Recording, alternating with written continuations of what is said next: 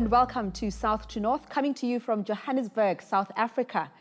In December 2012, a 23-year-old medical student, Jyoti Pandey, was gang raped and savagely beaten on a bus in Delhi. She subsequently died from her injuries. Just a few weeks ago, on another continent, in fact here in South Africa, 17-year-old Anene Booysen was brutally gang raped, her intestines left lying next to her body. She too died. Then just last week, an official report in the UK revealed that a London police sex crime unit pressured a woman to drop a rape claim against a man who then went on to murder his 2 children. Rape knows no boundaries and doesn't discriminate on grounds of wealth, race, or religion. Women are predominantly the victims, and my home country, where we're making this show, is at the epicenter. But who are the men committing these crimes? Unless we understand this, how can we begin to stop this epidemic of violence we face? After all, boys are not born monsters. How do they then perpetrate such monstrous acts? Today, I'm joined by Professor Ratna Kapoor, who is a professor of law at Jindal Global Law School in Delhi. She lectures the world over and has worked for the UN as senior gender advisor in Nepal. She'll be joining us from New Delhi together with Dr. Amelia Klein, a sociologist from South Africa, and Professor Farid Esak, a Muslim cleric and renowned academic here in South Africa. Professor Kapoor, thank you very much for joining us and welcome to South to North. Thank you. In the wake of the gang rape of the young student in Delhi, she wasn't only raped, she was gang raped and mutilated. What do we call that? Is that an example of a hate crime? Yeah, you know what, Redi, I don't think it's helpful really to necessarily call this a hate crime, because all that does is really then set men against women, you know, men are women hating. We mustn't respond only to the brutality. We have to go to what actually instigates this kind of reaction to these the young woman. And I think that has a lot to do with the fact that we are not used to young women and men coming out at 9:30 at night, having gone to the cinema, having a good time, taking a ride home, and assuming they're going to get back safely. There is change happening, and it's coming mostly from the young women and men in India who are more comfortable in the public space, in the public arena. We can't really respond to that by just enacting a hate crime. It has a lot more to do with the fact that we need to start respecting women as subjects, as individuals who are capable of participating in the public arena, in the workplace, as well as in the political space and the economic and market space as well. How do we achieve that, though? I understand what you're saying, that we can't categorize this as a hate crime, us against them. But I must be honest, personally, as a woman living in South Africa, where there is apathy when it comes to rape, that's how I feel. I can't help feeling desperate sometimes and feeling that my country is hostile to women and children. How do we teach young men, especially boys, that their mothers, their sisters are not second-class citizens? One of the things you saw on the streets of Delhi when there were all these protests in response to the rape and the murder were placards saying, "We're not your mothers, we're not your wives, we're not your daughters, we're citizens, and we demand equality."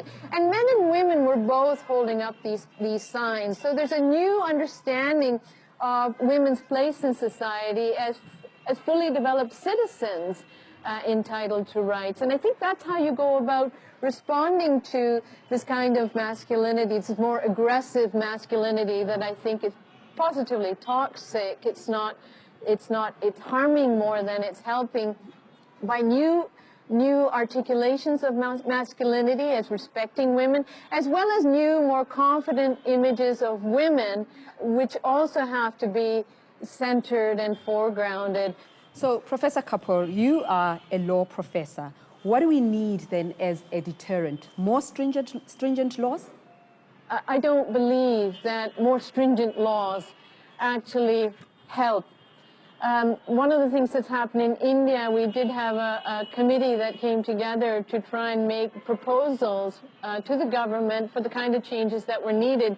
And they really did come down very heavily against having something like the death penalty for rape. And one of the things they focused on, at least a part of the report really focused on, was marital rape. And the marital rape just requires recognition in law. And India is amongst one of the few countries in the world, actually, that doesn't recognize it as a crime. If women in a marital relationship or in an intimate relationship cannot be respected in terms of their right to consent to a sexual relationship, then we're not going to be able to create a population of men who respects women in the public arena. You're working for the United Nations, you've traveled all over the world. Have you seen similar patterns of violence against women in other parts of the world? Tell us about those, please. I think there's a culture of masculinity that certainly needs to be addressed in other contexts. We've seen this, say, for example, recently in this rape in Steubenville in Ohio in the U.S., where this young woman, 16 years old, who may have been inebriated a bit, was at this party with all these football players, and they took full advantage of her, and it became it's become a major issue simply because football players are hero worshipped. Again, it's about that kind of display or performance of masculinity, which is celebrated. And I think we really need to challenge those kinds of images. It's not about a culturally backward society, which I've seen some of the reporting on the rape in Delhi is almost presented as, well, this is because of India's cultural backwardness. And therefore, it sort of represents developed countries as being almost immune to this problem or having a better situation. The difference is that in India, we saw hundreds and thousands of people come out onto the streets. And I think it's really heartening that in a liberal democracy, we saw this kind of outrage and outpouring of protests on the streets in New Delhi around the issue of violence against women. That to me is quite extraordinary. And I think the rest of the world can draw lessons from that. Certainly here in South Africa, we are complained about apathy and complacency when it comes to our reaction to rape. Professor Kapurule, thank you for your time. Thank you very much for talking to us on South to North. It's been a real pleasure, Eddie. Thank you very much. Let's bring in Professor Farid Esak. In this part of the world, he is well known as a political activist, writer, and teacher. Welcome, Professor. Thank you for joining us on South to North. Have a seat, please. Professor Kapoor and I were talking about the crisis of masculinity, and I wonder what your thoughts are about how we define masculinity and how it relates to where we are now with the scourge of rape. It is a crisis of how we define ourselves as men and how we can construct ideas of who we are only in relation to power. The question of masculinity is in some ways at the heart of the question of gender violence. And so the crimes against women isn't the problem of women. It's not a woman's problem. It is a crisis of how we define ourselves as men, and the fact that in most societies, we think that the way in which we construct our manhood must be one which perceives women as either the objects of our needs or desires on the one hand, or on the other hand, the construction of women as mothers, women as sisters, women as daughters, in some ways trying to make women sacred. And so we caught between women must either be our inferiors, and very often in strongly cultural contexts or in religious contexts, we pretend that we're engaging in a discourse of equality by putting women on a pedestal and saying, but no, at the end of the day, the only way in which one creates a sense of the other as truly human is to acknowledge that the other person is somebody with agency, somebody with power, and contesting the same terrain as what you are. Find our common humanity, isn't it? That's also part of it. Absolutely. But here's a problem that I personally experience as a black young woman living in South Africa, that when I, in my line of work, talk about rape, sometimes there's a response from some sections of the masculine as me being a man basher. We hate men. We want to bring men down. How do we then deconstruct this problematic masculinity so that we realize that the empowerment of women is also the empowerment of men? The example that I often use is when I am in a relationship of control over somebody. If I have my feet on your neck or my hands around your throat, I cannot be free. I can't be free to enjoy life. I can't be free to be who I am or to enjoy the sunshine. I can't enjoy anything because I'm in a relationship of control. And so when I remove my feet from your neck or my hands from your throat, I become liberated. And this is why the whole struggle for gender justice, the struggle for more equal relationships, it really is a struggle that I engage in, not as a favor to the one that is suffering under my construction. It is for myself. I understand that your own mother was raped. How did you make sense of that, and how has that shaped your own thoughts on the subject? I remember as a child, my brothers running out of the house one night. And I asked what happened. I was a 6, 7-year-old child. I asked what happened. Nobody said what happened. Nobody ever spoke in our house about what happened that night. The truth is that my late mother was raped. Now she becomes a victim of silence. So it's a brutalization on the one hand, in a harsh and a cold way, and in another way, the brutalization of a society that punishes her with an inability to speak, because she is now in some ways held responsible. She had opened herself. Something at the back of people's minds, something is wrong with this woman. Was it she was reckless that she invited it to herself? Nothing about the fact that this woman was working at night, the conditions of factory life and so on. She had to walk through the field to get home. Nothing of that. So we blame then women in return. We blame women for what they had, what we say invited upon themselves.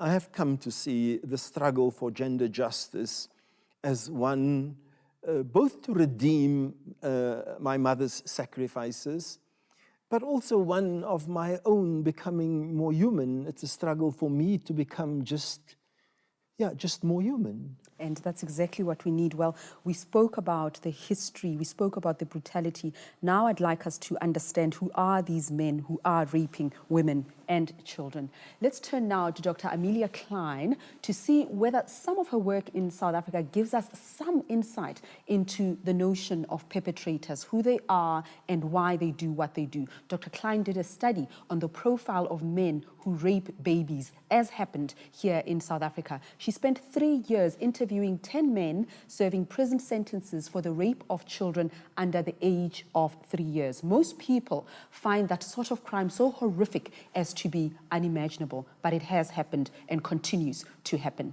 Dr. Klein. Hello, Professor. Hi. Hello, thank you. Have a seat. Thank you. Sit closest to you. Dr. Klein, we want to understand these men. And perhaps all of us for different reasons. I've written a book about a rapist who was a childhood friend.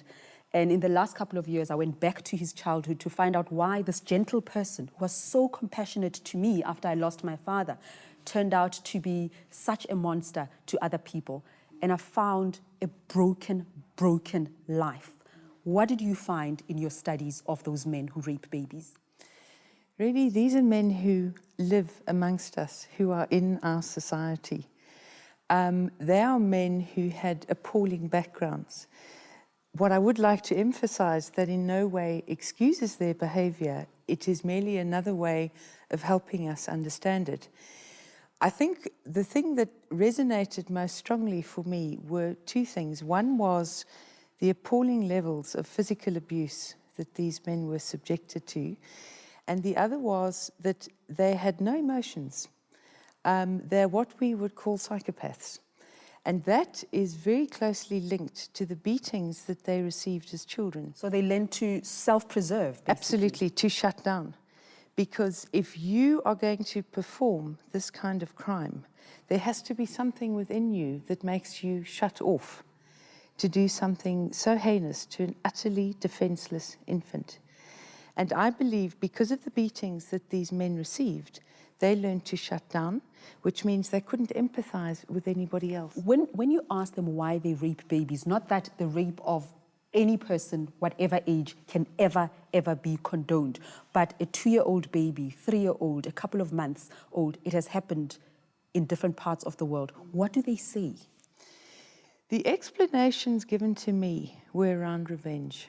It was around incredible, uncontrolled anger, but anger that was directed at the universe, not necessarily anger or anger shown towards the mothers of the young victims that they raped. Some of these babies were related to the mothers that these men might have been involved with, but some of them weren't. I've been accused of condoning rape when the endeavor is actually to understand who these people are. Why is it important that we understand the profile of the rapist and why they rape? How does that help us? Because, Redi, if we understand, we can try and do something about it. It's that simple. There is enough research that informs us as to why these kinds of crimes are happening, so we understand them. That then needs to be turned around so that we can understand the solutions and start working with children literally on a case-by-case basis to start changing attitudes in how boy children are raised, in how they see young girls and later on women. But also raised not to suppress their own humanity, Professor Esak. I mean, comments like, stop behaving like a little girl. When a child wants a toy that is considered feminine, then he is mocked. Isn't that brutalizing the little boy and teaching him very hard and aggressive definitions of masculinity? Absolutely. When we deny our children the space to grow into who they are, when we impose a harsh understanding on boys, on what it means to be a real boy, cowboys don't cry, real boys don't cry, don't act, don't be a sissy, don't let him do this to you. All of this, I think, contributes to the construction of a very harsh understanding of what it's to be, of what it means to be male. But when we deny our own gentleness, our own compassion, our own ability to cry, all of this, I think, contributes to a much harsher society wherein it becomes easy to impose these stereotypes on others and therefore make them more vulnerable to our crime. I must be honest, when I saw the outrage in the streets of Delhi, I was envious. And I was envious because there were men there. There were men and women who didn't know the student who'd been killed. And I felt, apart from the likes of Professor Esak and just a few men, it's the academics and the women who are speaking out against rape. So how do we fix this? What do we do? Really, the first thing we have to do is we have to start helping children, and by that I mean children under the age of 7, identify positive role models in their communities. I say that because there is an ever-increasing body of knowledge that demonstrates very clearly boy children who witness violence in the home will grow up and become violent adults themselves and physically hurt, mentally hurt, sexually hurt, intimate partners and others. We have to start working with parents and telling them, don't beat your children. We've got to work with members of community and spread the same message. Because we know that whilst beating a child, physically punishing a child, might stop that unacceptable behavior in the short term, in the long term, the consequences that are going to be set up are far, far greater. So it teaches the child what? That violence and aggression is the way Absolutely. to express yourself and solve problems? Yes, that might is right. And this is what we're doing when we beat boy children.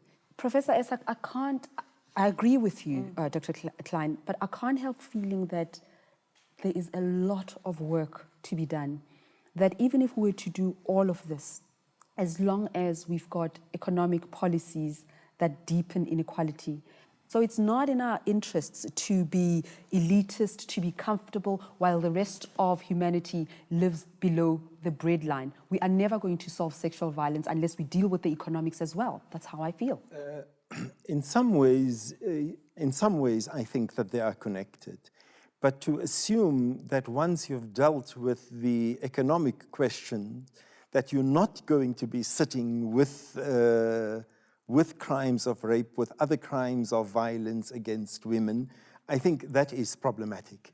When you are in an economically more stable or in a middle class, there are far better resources, I think, to deal with the consequences of rape and violence against women than there are in the poorer areas.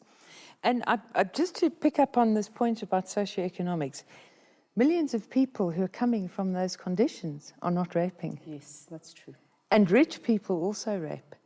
And we know that rape cuts right across no boundaries. Class, race, socioeconomic circumstances, whichever way you want to name it. Where I do agree is that unemployment, yes, in my study most certainly was a factor, in that a lot of these men, or in fact all of them, had been unemployed for at least 2 years before they committed their rapes.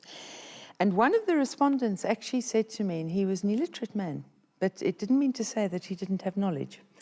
And he looked at me and he said, if men are working, they are not making problems. They are making problems if they are not working.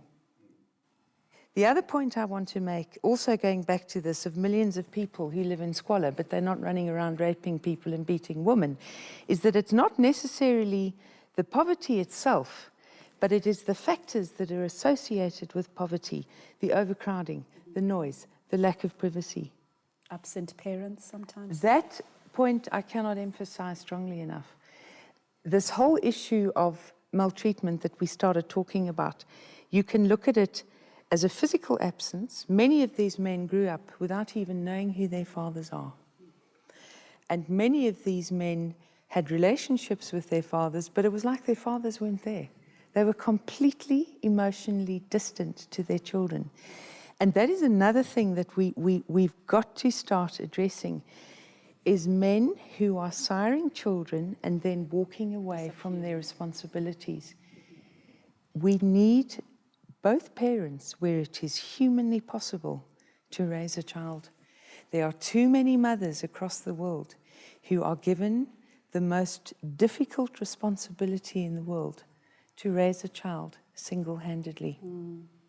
Well, obviously, there isn't a single answer to this vexing problem, something that I feel absolutely passionate about. But thank you, Professor Farid Essak and Dr. Amelia Klein, for joining us as we try to grapple with this issue and find some answers and hopefully make a difference in our small little spaces. Thank you very much.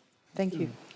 And I want to leave you with a clip of the 1 Billion Rising campaign, a global campaign against sexual violence. Don't forget, of course, you can tweet your questions, comments, and opinions to @AJ South2North or find us on Facebook. Thank you for watching. Bye-bye.